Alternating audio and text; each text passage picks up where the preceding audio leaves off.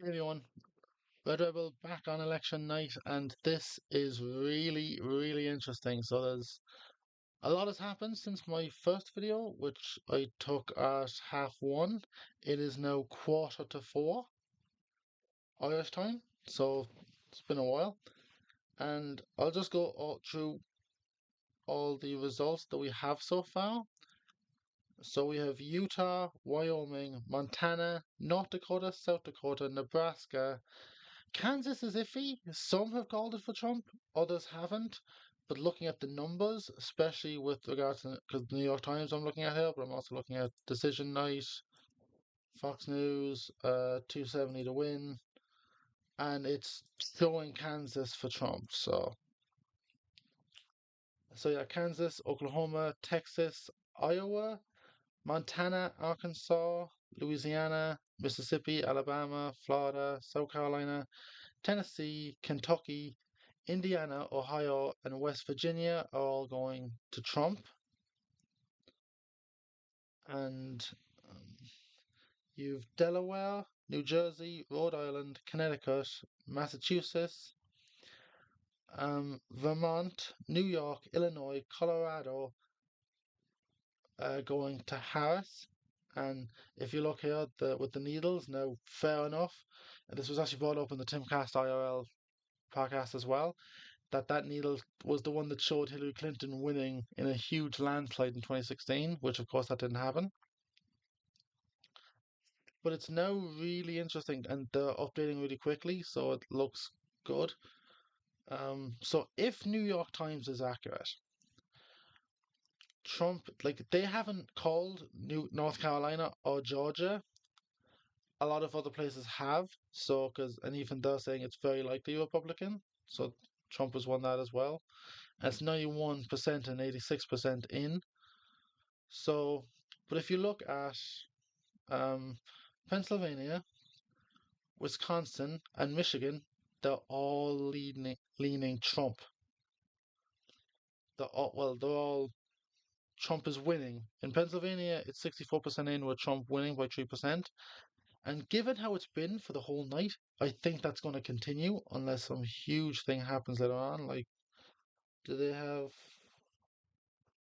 yeah, the mail ballots may cause a little bit of an issue. I think that's why they're keeping it as a toss-up, but it does look like he's keeping that lead. But if Trump wins Wisconsin, Michigan, and Pennsylvania, he has cleared the Rust Belt, which is the main chunk of the Democrat blue wall, which would be absolutely hilarious if he won that. So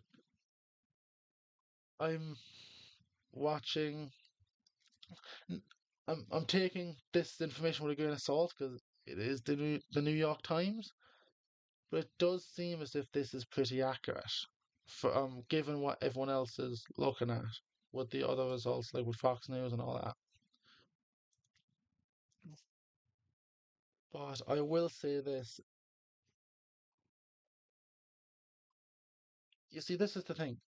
Harris needs to win Pennsylvania, Wisconsin, and Michigan to win.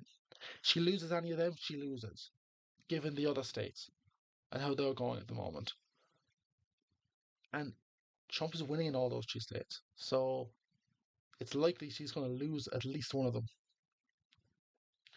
Now, there was a bit of a excitement earlier, both with myself and with Tim Cast, with Tim Pool and the lads he has on his IRL channel, where with Virginia they had Trump leading, and they called it really early, and I was like, did they call it a bit too early? But no, it's flipped back to Harris. I think Trump was winning by 2 points. Now Kamala Harris is winning by 2 points, and I think that's going to stay because it's 79% of the vote is in.